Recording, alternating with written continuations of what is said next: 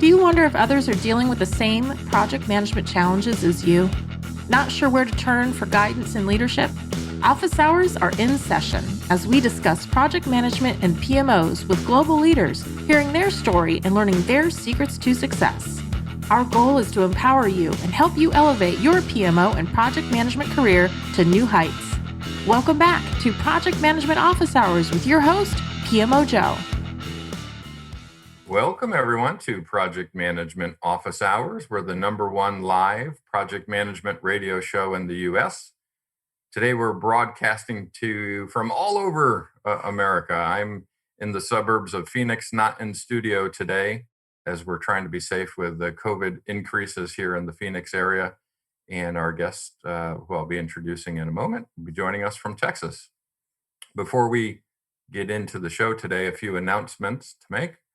I want to thank the Pittsburgh PMI chapter. They put on their Professional Development Day last week in association with the Pitt Agile Group. And they had invited me to come in and speak about the purpose-driven PMO. We had a great session on that. So I want to thank them for that participation and hope that event went well for them. Also wanted to thank everybody who participated in the VP MMA fundraiser that we had going on to honor our veterans and military spouses last week. We had great assistance from our partners with Arizona State University, IIL, PMI, and of course, all the different sponsors, vendors, and donors who participated. So thank you, everyone, for helping that great cause. Certainly also want to thank our sponsor, the PMO Squad. They're the premier PMO consulting firm in the U.S., offering PMO as a service, Agile and PM resources, PMO consulting, and training for all of your delivery needs. Check them out at www.thepmosquad.com. Also, a reminder to go out and visit projectmanagementofficehours.com to check out all of our past episodes and see which guests we have coming up in our next several episodes. I am excited today to have our guest join us. Jason Westland is joining us from Texas. Thank you, Jason, for joining us. Hey, Joe. Yeah, looks like you've got a nice Texan background there for me with cactuses. Yes, it's. I wish that was my backyard. It's certainly a nice view here in Arizona. And I spent several years in Texas as well, so it wasn't down in your part of the woods, but I was up in the Fort Worth area, and we loved our time there. If you could take a moment just to say hello to the audience and introduce yourself to let everybody know a little bit more about you. Sure. Jason Westland, I'm the CEO of projectmanager.com. Pretty easy name to remember if you're a project manager, projectmanager.com. And yeah, we offer online software as a service solutions for managing projects and work. So it's particularly targeted at experienced project managers, professional project managers, and also PMOs. Awesome. Well, thank you so much for joining us. So let's talk some project management and learn more about you. The first thing I wanted to share is we met, I guess it's several months ago now, and you had shared this awesome story of how this all started with projectmanager.com. Share that with the audience. Let everybody know how these companies start right in the boardroom and these great ideas come about. Well, the first thing is, like many listeners on the call, I was a man on a mission in project management. I was managing projects sort of back to back without a break. Stress levels were really high. Excuse my New Zealand accent, by the way. And, along with it, the start of grey hairs.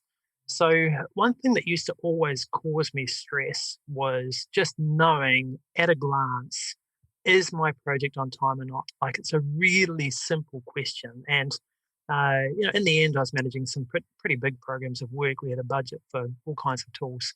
But we still had to default to Excel, pull down all the data, massage it, manipulate it. Are we on time or not? And then the following day, the data was out of date, so you had to pull it again. So one day I was at a conference, and the topic of the conference was, how do you build a software as a service platform if you have a known pain point? And I thought, shucks, I have a known pain point. I'm a project manager. This pain point has not been solved. So I thought, I'm going to stop complaining to others about it. I'm going to do something about it. Let me just make a couple of quick phone calls, in the 1 hour break that we had for lunch. So the first thing I thought was, I've got to have a fantastic name. So I thought, well, without even looking into it, just off the top of my head, projectmanager.com was really the best name that I could think of. So I looked in the Whois directory and GoDaddy, and amazingly, the guy's name, telephone number, home address, and mobile number were all listed there. Like, that doesn't normally happen. So I called him, and he happened to be at a barbecue. He was pretty upset. He'd just had the latest of his new credit card bills. He couldn't pay them off. The house was up, like he was going to lose everything. And I said to him, look, for that immediate debt, if I pay that off to you right now, this second, give me your bank account details. I will deposit it, but through a broker, of course. You've got to, I'll put this money into a broker's account. You transfer the name to the broker. We'll do this pretty much live on the call. And if that's the case, tomorrow morning you'll wake up, you'll be fresh and no stress. And so we did it. About a half hour later, the broker confirmed he'd transferred the name. I'd transferred the money, and I had it. So then the second call during my lunch break was, I thought, shucks, I've got to have the best team. So the best CTO that I knew of in New Zealand. I managed software projects all my life. So I called him. Unbelievably, he'd just resigned the prior day from his current role. And he said, yeah, look, I'd love to work with you again. And he said, in fact, look, I've got this great team that I've worked with that I could pull together, by the end of the day. And he did. So in that lunch break, I kind of had the best team I could possibly want. And then the third thing was, I thought, shucks, this is going to cost a fortune. And I think I had $1 million in savings personally at that time, and in a house. You'll learn soon how I blew all of that in the first few years building this thing, bootstrapping it. But I thought, I'm going to need to remortgage the house. So I called the bank manager. The house was worth just under $1 million. The manager said, this is in the days before the financial crisis of 2008. The manager said, look, I'll write a letter right now to give you $1 million mortgage on the house. So I was able to mortgage 100% of the house. So in that lunch break, I had the name, I had the money, and I had the team to kick it off. And then, of course, I sat back at the end of my lunch break when the next conference speaker started, and I thought, what the heck have I done? Well, that's how all businesses start, right? I mean, yeah, it's just on a lunch break. Maybe not that fast. At that point, you should have asked the conference, hey, can I get a session later in the afternoon? I just figured out how to do all this in a lunch break. Yeah, it was a productive first day of the conference. Yeah, that's amazing. That has to be the best story I've ever heard on a successful company starting, right? We've probably had similar stories from companies that didn't stand the test of time, but certainly. No, it was just one of those things. It was meant to be. Yeah. I went to my wife that night and said, look, I can't control it. It's all happened. So, you take that story and then you start asking, okay, why didn't you seek investment, right? Why'd you put your house up, right? I mean, you took all the risk at that point. So in fact, the amount of risk I took initially was pretty extensive. So firstly, in New Zealand, there's not a lot of options for VC funding. There are sort of 3 funds. They don't do true early stage. And at that stage, it was really just an idea. And I guess the first risk that I took was, I didn't spend the first couple of months talking to my target audience, talking to customers. And the reason why I didn't do that was just because I was the target audience. I knew what the pain point was. I'd spoken to, other project managers for most of my career. And so I was pretty confident. But not only did I didn't raise the cash because there weren't too many options. I mortgaged the house first, then I had a couple of sideline small startups. I took all the revenue from that, dipped into this company. I then, an acquirer come along for those 2. I sold those 2, put the money into this. I then remortgaged the house because over the first year the house had got up in value, so I took another $500,000 on it. I then took every credit card out you could possibly imagine, and I remember clearly this. One night, it was like a Sunday night, and I said to my wife, "Look, this major release is going live tomorrow. If this release doesn't go well, we're bankrupt." And luckily, we kind of smashed it. The product was super fast, super reliable, and within a month, we had both NASA and the United Nations sign up their entire IT teams using it for project management. So yeah, a lot of risk and a lot of debt, and then over the next 2 years, I paid all that debt off. And no pressure, right? You just better make it work. Now, you mentioned referenced New Zealand a couple times, but you, as we talked at the beginning here, you're actually in Texas. What's that story? How do you get from New Zealand to Texas? That's quite a leap of geography. Yeah, and in fact, the conference that I went to was one that I visited at a last minute. I was actually living in the south of France.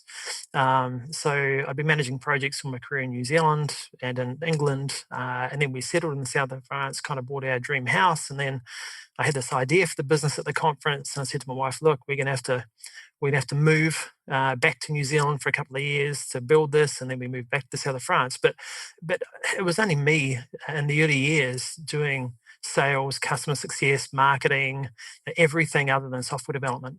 And so I thought, well, where is the best place? And firstly, 60% of our customers are based in the US. But secondly, the US is such an amazing place to find talent. You can go after really niche roles, like we're just looking to hire this week a conversion rate optimization specialist who specializes in software as a service. That role wouldn't even exist in many places in Europe, certainly not in New Zealand or Australia. But here the market's so big, there's so much talent, and everything is online. So customers are online. Most staff or candidates that are seeking work are online.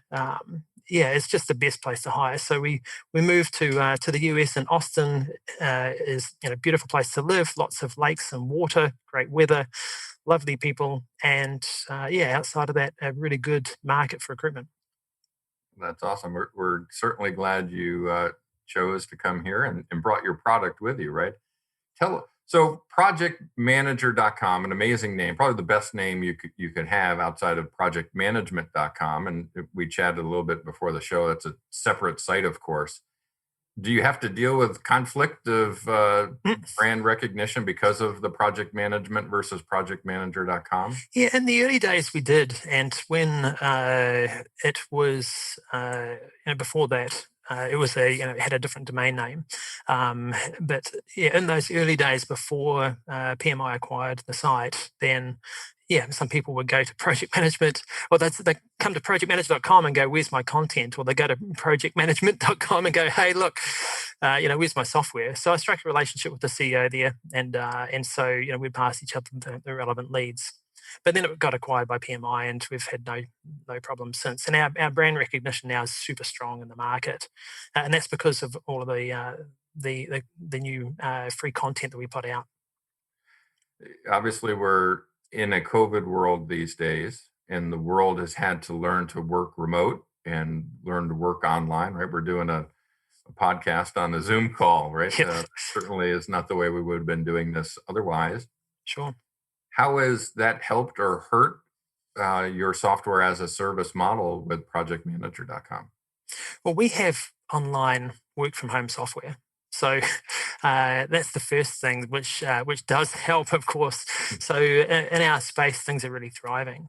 The other thing is that I find really interesting in the market is the definition of what is a project manager has totally changed in the last sort of 5 years. So, I used to be a project manager, managed large projects. I was the only project manager at the time, and there's some of these large companies, and I had a full-time team, and I was PMI certified. These days, you can have a post-it note. It's on your fridge at home. It's a gardening project. It's got like 5 things on it that you're doing with your wife, and someone will literally go to their iOS app over here and type in project management software, download Trello, and start using it. Yeah. So yeah, Forrester come out with a great quote a little while ago and basically said every knowledge worker on the planet is a project manager, whether they know it or not. And so with that, suddenly, yeah, the entire industry has just exploded because now project management, as a target market, is in fact everyone in business. So our software's had to adapt to that, so that that post-it note scenario, you need to go to beatoprojectmanager.com, take the personal edition, and have a Kanban board there, and just manage a small amount of work on it. While at the same time, flip over to another view, and you might have that same person might be an IT director, as an example, or an IT PMO manager, and have a 1,000 line Gantt chart that they're reporting off. Well, that's So that, amazing. yeah, with COVID, the entire industry has had to change overnight. So, again, I think flexibility in the app, right? Personal Yeah, at that's right. home use, right? Yep. Because on my desk here, I've got a, Scrum on the board, Scrum on the Go board that John McCaskill had built, right? Where Yep. Yep. in your house, you just walk around. At least some project management nerds like me, right? And you're doing Kanban and Scrum inside your own home, and yet you're able to do that plus at the enterprise level. Yeah, and it's even more extensive than that. Like the board really convinced me about 4 years ago to take 2 solid months out, red flagged, not talking to anyone in the company, and just do effectively a roadshow with customers. And so I spent, 2 months with our 50 plus user accounts. So all of our top customers understanding their requirements. And what I found that was really interesting is that basically not only do you have a person doing personal work and at one end of the scale, on the other end of the scale, there might be an IT PMO that big team, and they're across all projects in a large enterprise.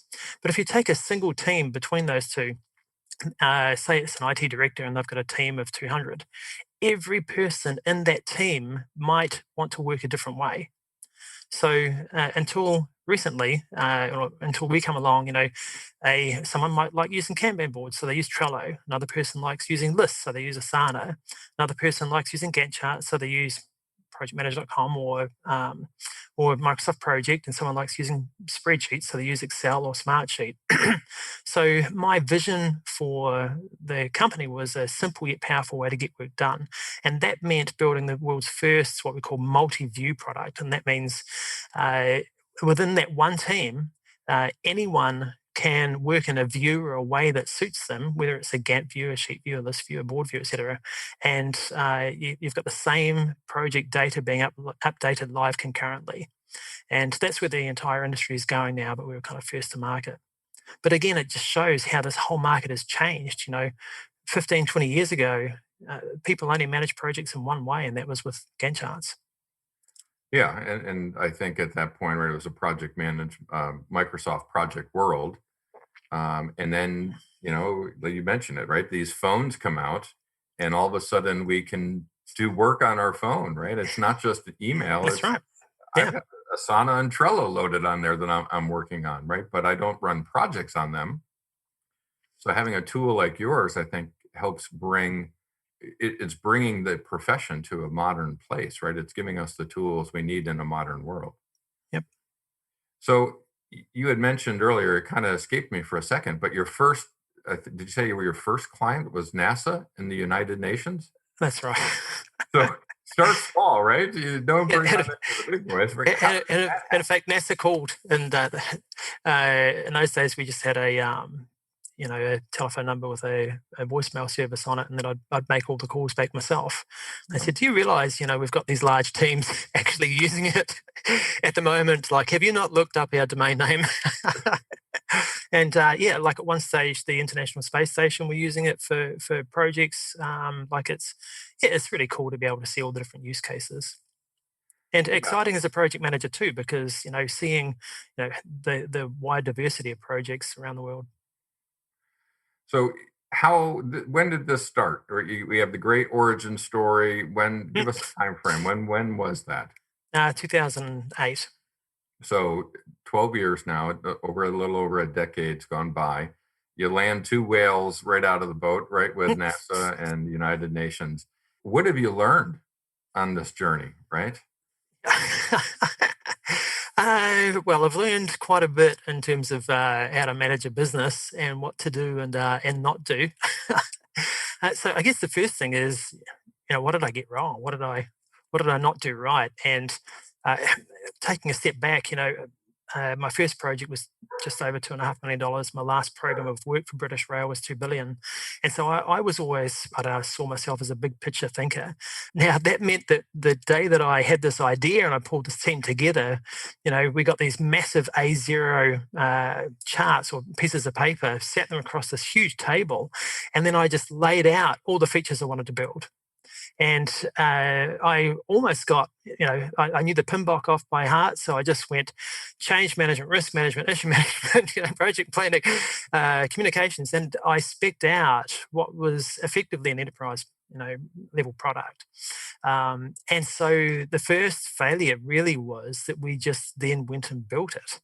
That's not how you build products these days. You apply a lean startup mentality. You take one feature, you build that, you get it right, you use the test it before you built it, after you built it. You take that feedback, you make it free. That enormous amount of traction you get with it. You invest in the second feature and you scale it out slowly horizontally. We went horizontally to what I'd say is at least a sub-enterprise category, like in the first release. And yeah, what we got wrong was, it was slow and buggy initially.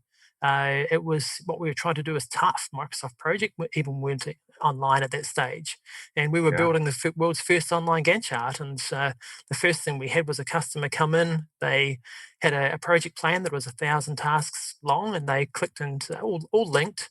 Changed the plan finish date of the first task, and the system just stopped.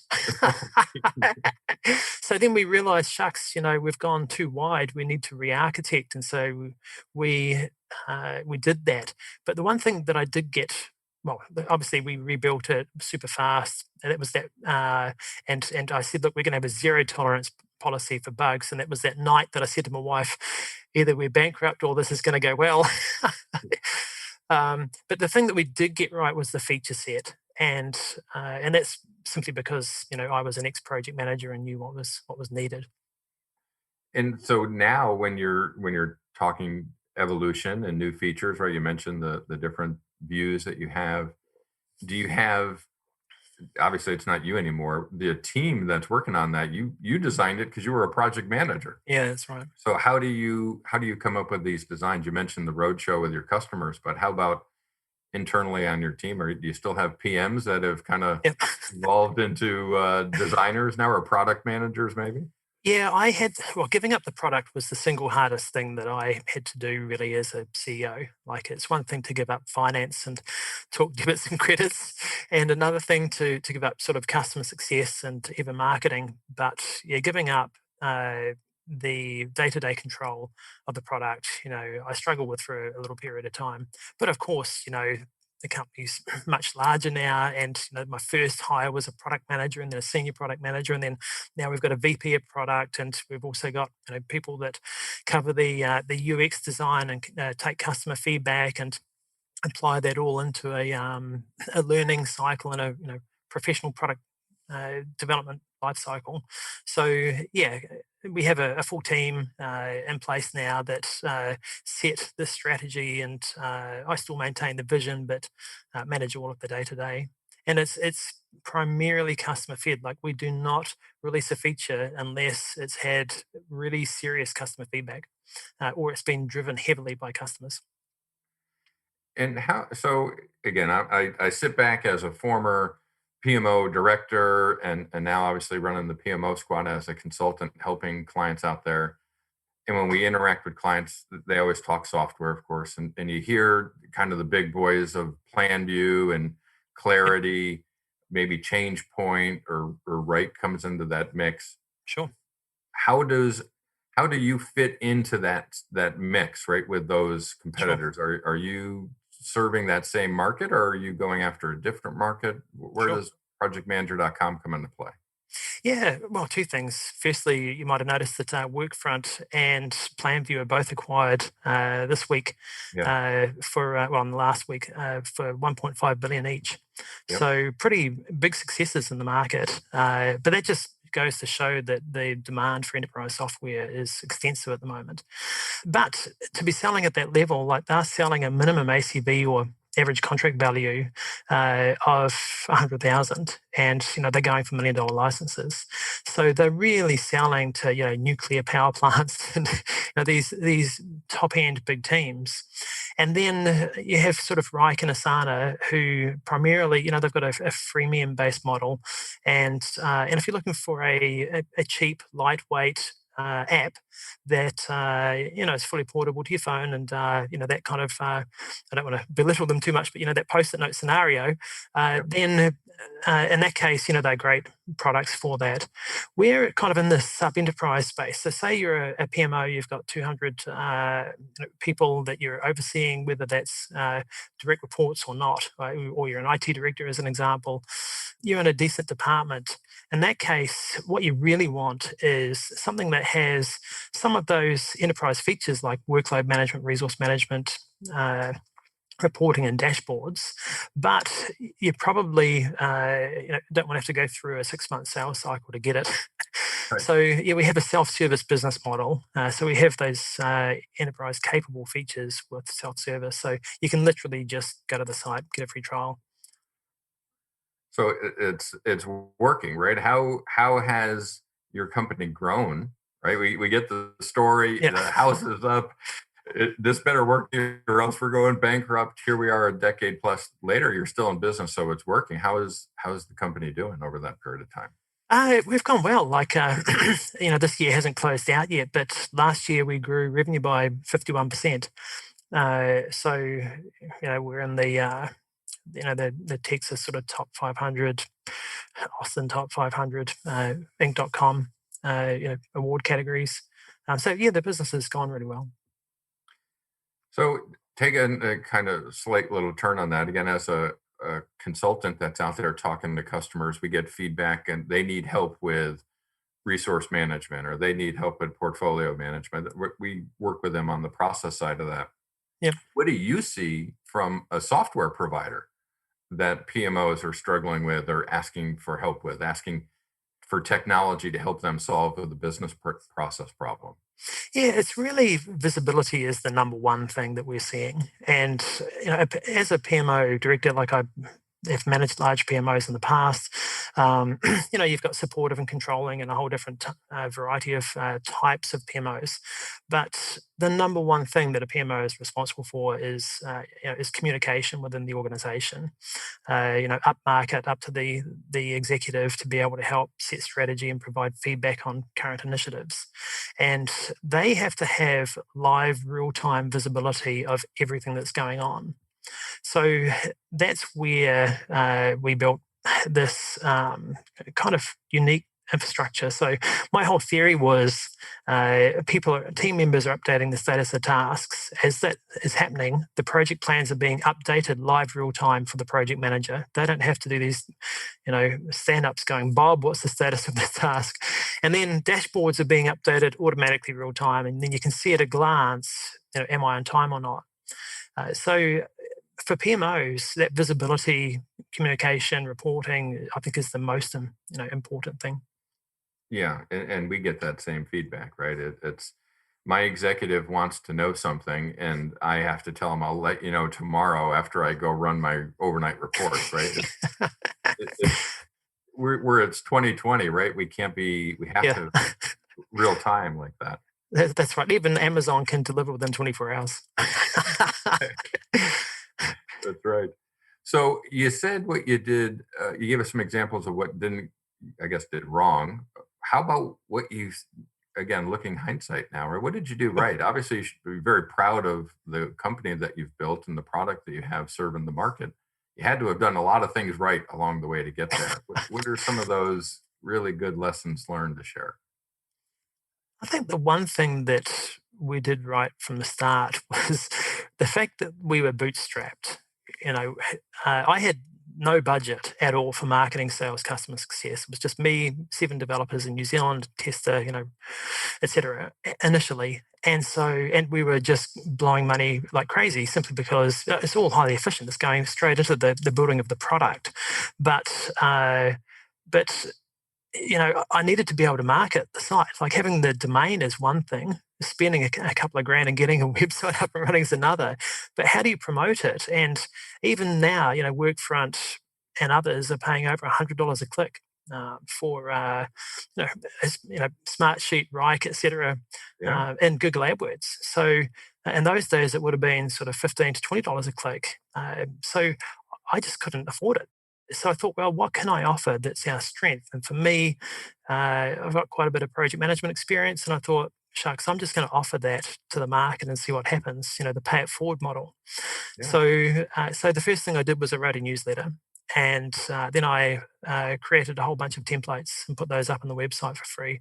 Then I created a blog, and all of this was not content about our business. And in fact, even to this day, we don't put out content on our website about our business. All of our content is to help the industry. To learn how to manage projects more successfully.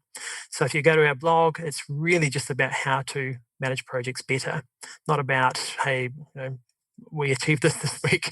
Then I created a YouTube channel, and right now it's got more than 20 million in it. I created a LinkedIn group. It's the largest in the market. I think it's got close to 500,000 people. It's called the Project Manager Community in LinkedIn. So I created these big communities, and then I provided all those communities with just learning and experience. And that kind of pay it forward model worked. People loved the content. So I spent, I'd say, the first 5 years really just really creating content, and that's what fueled all of the organic marketing that we have. So right now we have over 1.2 million unique visitors a month. We have more traffic than Rike and Asana, and yet we're not putting out any content about ourselves. So Yeah, that's amazing. other than you go to the website, there's obviously the product pages, but all the free resources are there just to help people. Well, and that's the point of what we're trying to do anyway, right? Same for us. Yep. Our product, our main service we offer our customers is purpose-driven PMO, right? Because if you don't attach that purpose to it to try to assist the company achieve its mission, well, then what are we doing? And it sounds like your organization is very similar, right? You're trying to help the industry achieve what it needs to achieve. And definitely, yep. We're customer centric. I love that. That's great. If you could kind of change one thing, right? You're thinking back on this journey. You go back. What would be one thing that you wish you did different? I would probably have offered the guy that owned projectmanager.com half the price and seen if he'd take it. You were on a lunch break. You had to act quick. You didn't have time to negotiate, right? Yeah, something like that. Yeah, I don't know. There's a lot of things that I probably want to change. So I think the main thing I would have changed in the life of the company is I would have come to America a lot faster, a lot earlier. I really held off thinking that it's possible to do what I wanted to do outside. And I'm sure, in lots of locations it is, but south of France is very limited. New Zealand's quite a small place. And yet in the US, it really is the land of choice. So I would have come here 5 years beforehand.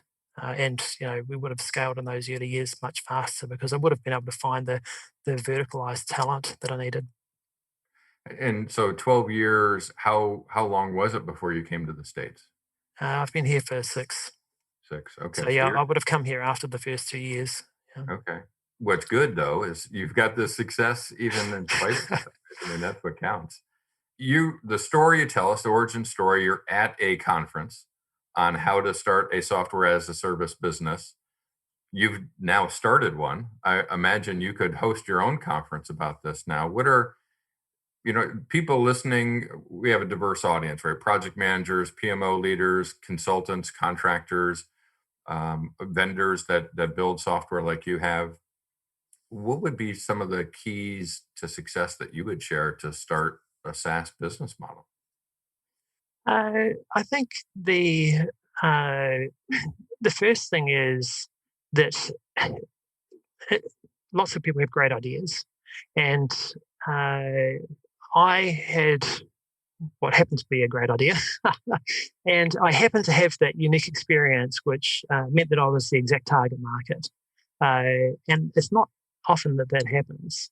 But I have other ideas currently for social media platforms, as an example, and for teenagers. Well, clearly I'm not a teenager, so I think if you have an idea and you're not your exact target market, then it's so important, firstly, to prove that out.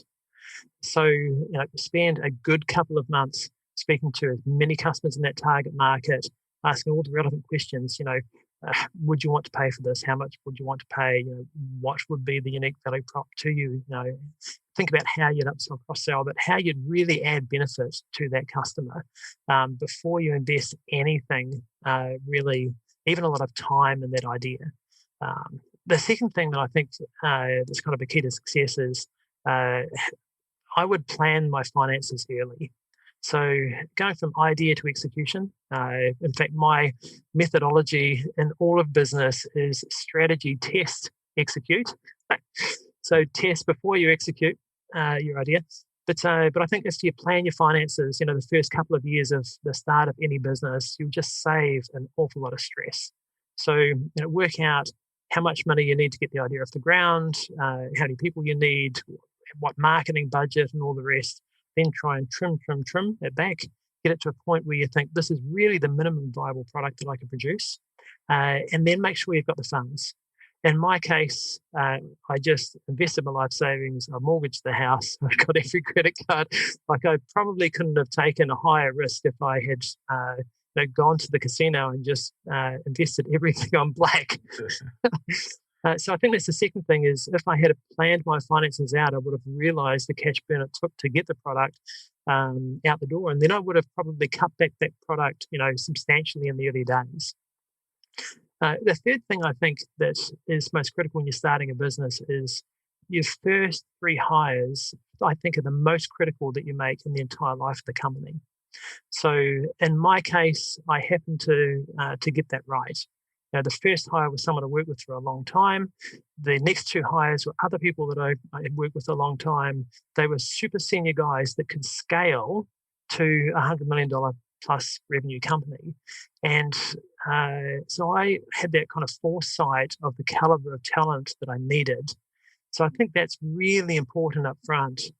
It's tempting just to kind of go in sometimes with ideas with friends and colleagues, but do think sort of 5-10 years out, are we going to be great business partners together? Because no matter who you hire as your first couple of hires, they're going to be a business partner.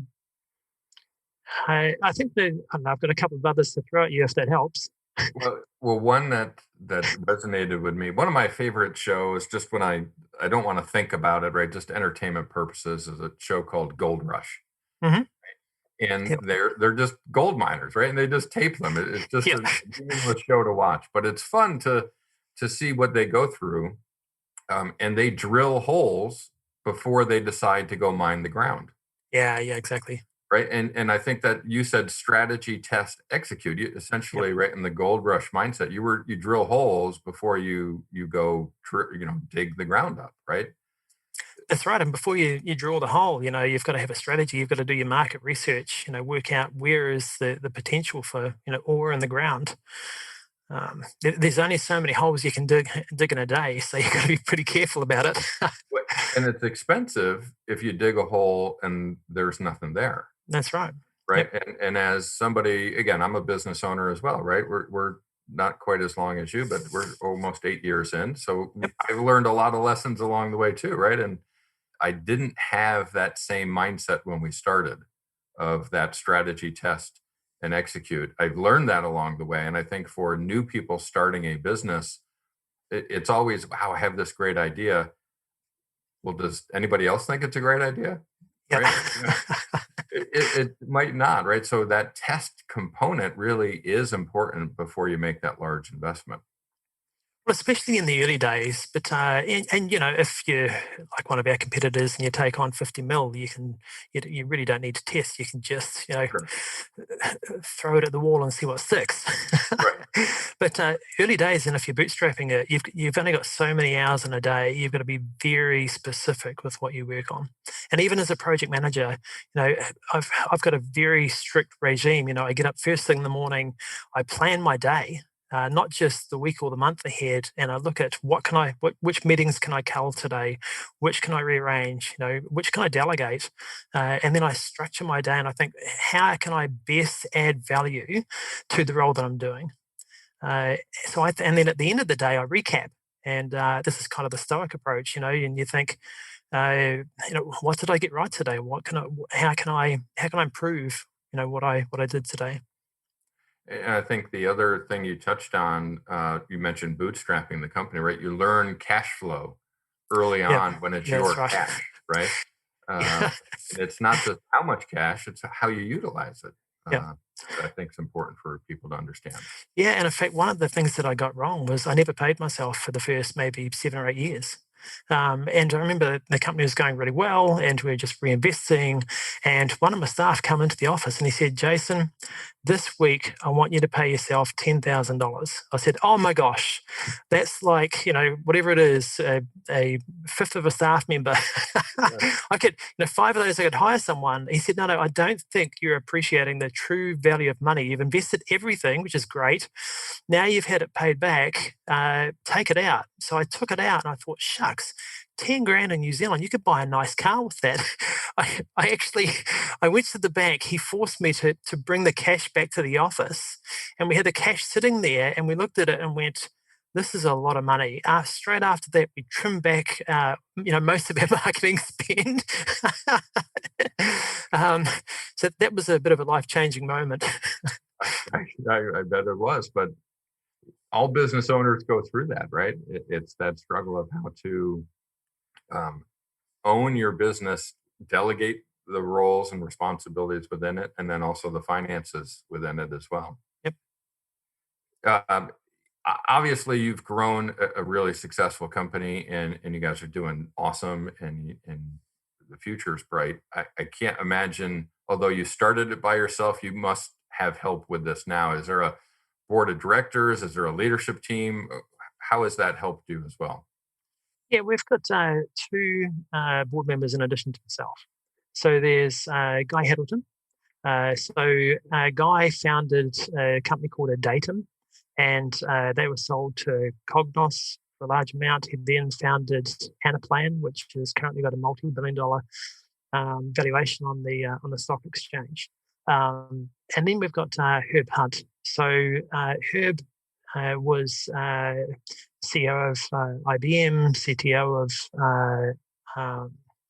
Siebel Systems. He managed Siebel for Tom Siebel. Super smart guys, independently wealthy, and just great business mentors for me. I love to surround myself with, really smart people because there's always something to learn, and particularly off these two. They make me feel like a child sometimes. Well, you had the idea, you had experience as a project manager. What did you get from them in their experiences with having, as you mentioned, right, some pretty successful businesses themselves, right? What did they bring to the company as they grew, as you grew with your products? I think the first thing is they stopped me from making silly mistakes. So having someone, but there aren't many people within a company that will stand up to the CEO and say, hey, look, you're doing the wrong thing. We are fortunate in our company, we've got quite a lot of those. In fact, I'll argue black and blue with me in a meeting. But that's kind of the culture that I encourage. But in saying that, if I'm going to make a major decision, then it's infrequent that someone will feel comfortable standing up and going, look, pull your head in. These two guys do that. So a simple example is, I was living in the south of France. I thought, shucks, San Diego is a lovely place to live. I can get a nice house by the beach. Although it eventually that's a bit more expensive than I thought. And they said, no way, there's not a lot of software as a service there. Try and recruit from there for 2 weeks. Again, strategy, test, execution. I tested the market. I couldn't find, senior marketing software as a service people. And so they then, suggested Austin. So they're constantly, I say constantly, once every 3 months, they'll tell me to pull my head in a new idea that I'll have. They'll say, look, you're working on too much. You need to refocus. You need to reduce what it is you're working on, try and reduce your hours, constantly try and improve the way, working smarter, not harder. But they're always giving me great advice. But the best advice I ever had, I think, from them and others is their success, even growing large companies, billion-dollar companies, is in one sentence, which really stuck with me. And their formula is as follows: it's success comes from the right people doing the right things. And you'd think at a glance that's super easy, right? Shucks, we've got a great team. We're all working on valuable stuff. The company's growing. That's super easy to meet. But in reality, if you really break it down, the right people doing the right things, constantly they're asking me the question, well, do we have the right people, as an example? And as it happens, along the way, we've had to course correct a few times over the years and to make sure that we always have super talented people. My formula for success as a result of this is that when recruiting, they have to be, I only recruit people smarter than me. And my wife says it's not hard. So the focus on having the right people in the company has really been number one right throughout the journey. But doing the right things is the hardest part, because you might have someone who's in customer success, but they're passionate about marketing, or they become passionate about marketing during their time in customer success. So, at that time, they're likely to leave, within, 1, 2, or 3 years. You've got to be able to recognize that, embrace it, support it, help train them and encourage them, and then, put them into that marketing role if that's what they want. So we've had to really change our recruitment style so that it's super flexible. We recruit off the person and the talent, and not necessarily off the role. And then we try and custom fit a role to that person. And the other thing is, within a team, we've fully embraced people moving through roles. So our current VP of product started as a content manager. Our VP of engineering started in technical support. And each of them have had maybe 5 different career directions between those 2 roles, all within our company.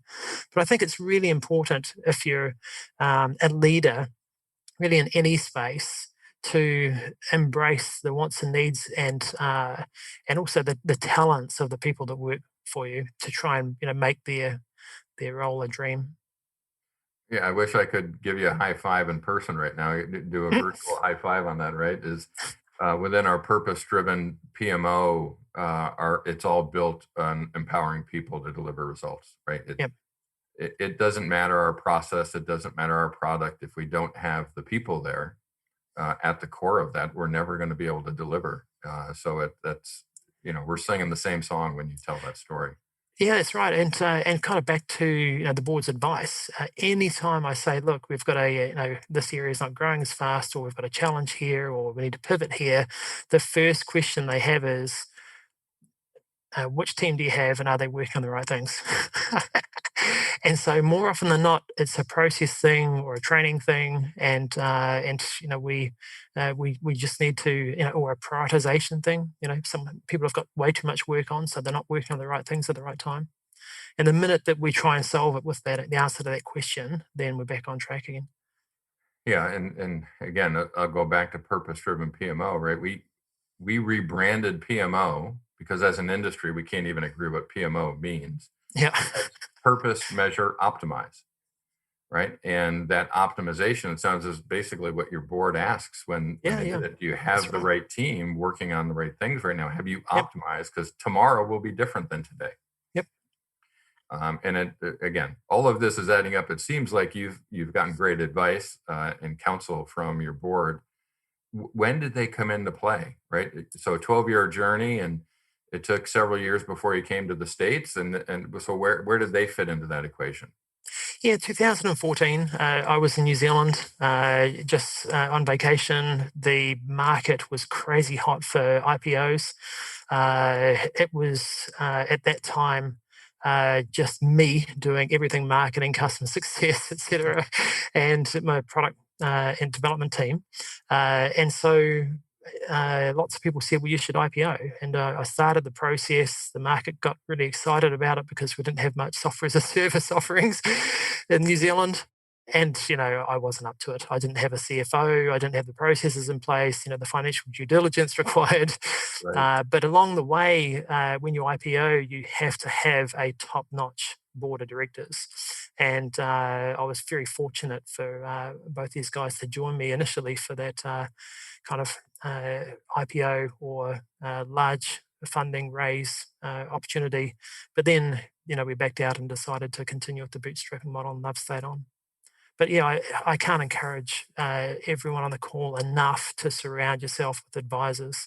And they don't have to be a board, they can just be personal advisors and friends. And like ideally, any problem that you have in life, you need to be able to reach out to someone, confidentially and be able to talk to them about it. That one person, I don't know, my mum doesn't always have to, you know, fear the brunt of everything. So I've surrounded myself with a lot of different advisors in all different walks of life, Yeah, a and they don't have prior, to be older. Some of them are much younger than me. So yeah, you go. yeah, I think it was Renee Campisi, a prior guest we had on here, had talked about she has her own personal board of directors, right? It's Mm-hmm. those professional and personal friends who can be honest with you, regardless the situation, to give you the feedback you need to hear, not the feedback you want to hear. That's Uh, right, and there's often an elephant in the room. You're just not seeing it, and someone who's not caught up in it, like your partner, as an example, either business partner or husband or wife. You know, they can often see it and call it out. so you're wildly successful in the project management space. You have this product or multiple products now that serve that community. I bet you didn't see COVID coming, but you've had to react to it. Get out that shiny crystal ball, right? What services do you think you guys will be providing in the future? Where is our industry headed, right? That you're going to be able to serve them. Yeah, in our case, we've got a lot of customers who sign up uh, that have a project management problem, and we all know that the solution to any problem isn't necessarily always just using a tool. In my experience, no matter what the problem is in life, typically it stems from people. It's people that cause environmental problems, or that I don't know. Maybe it was bats that caused COVID. Who knows? So yeah, with that in mind, we are looking to expand on our services offering for sure. We have a lot of customers, as I say, that sign up that they have this problem. They will use a tool to try and solve that. And the visibility issue is an example, but they also often have a lack of knowledge on how to really improve their success. And that's where us partnering with the organization or building out a services offering will come in. So consulting services, training services, we're just spinning those up at the moment. Our first default, of course, is to produce content to solve those problems. And so we've produced an awful lot of video content to try and help customers. We've got thousands of videos in our training section on our website, to just general project management training to help customers solve problems. So yeah, in terms of where the industry is going, it's changing radically. What's I think going to happen in the next 3 to 5 years is services and product will just become synonymous. Uh, Service people will be providing product people will be providing services, because it's all about solving the root of the problem, which is that it's a it's a personal issue. Well, again, it's hard to believe. I say this every show, right? But it's hard to believe we've already kicked through about an hour on this. And what a great road you've taken on your journey, and sharing with us today that the amazing origin story for the company, but also how to be a project manager as an individual, right, on your daily life, how you operate within a company, and then how to grow that company, right? I mean, man, you gave us a lot of knowledge today. I mean, you covered a lot of ground. Is there anything else you want to share with the audience, or how can the audience get in touch with you? I mean, what's kind of your final thoughts for us for the day? I guess I've just got one tip, I guess, and then I can provide my contact details. The tip is, I was a project manager for all those years, 15 years. I did the time, paid the grime. So I lived the plan. Planning was my life as a project manager, but I lived the plan. And I think that we, as project managers, sometimes need to back out and plan to live. To see the moment, to enjoy the day, to experience those even tiny successes every day. And I think it's especially important in this current climate with COVID and political climate in the US, etc., for us to really make the most of every individual day, and those small successes that take place, with the team, to shout them out, to reward and to recognize, and to fuel kind of a positive energy, so that we're planning to live as opposed to living the plan. I guess that's my last tip. And Well, that's something that I work on every day. I plan in the morning for the first half an hour to an hour, and then I plan to live for the rest. well, that's great advice and lots of great information throughout the show. So I really appreciate, Jason, you coming in and sharing with our audience. And of course, how can folks get in touch with you, and where can they learn more about your product and company? Sure, I'm pretty easy. I'm Jason, Jason, at projectmanager.com. And obviously, projectmanager.com is our website and domain name. And yeah, like if you go to the website, there's a resource section down on the top right. We've got blog training videos. If you go to, in fact, we've got templates and ebooks, not about the product, but just about how to manage projects more successfully. There are thousands of pieces of content there. And likewise, if you were to go on YouTube and type in projectmanager.com, you'll find our channel. And again, we've got hundreds of videos there to try and help encourage project managers to manage projects more successfully. That's fantastic. Thank you again for joining us today. And of course, thank you to all our listeners. Please be sure, everyone, to go out to projectmanagementofficehours.com to check out all the past shows we've had and see a list of our upcoming guests.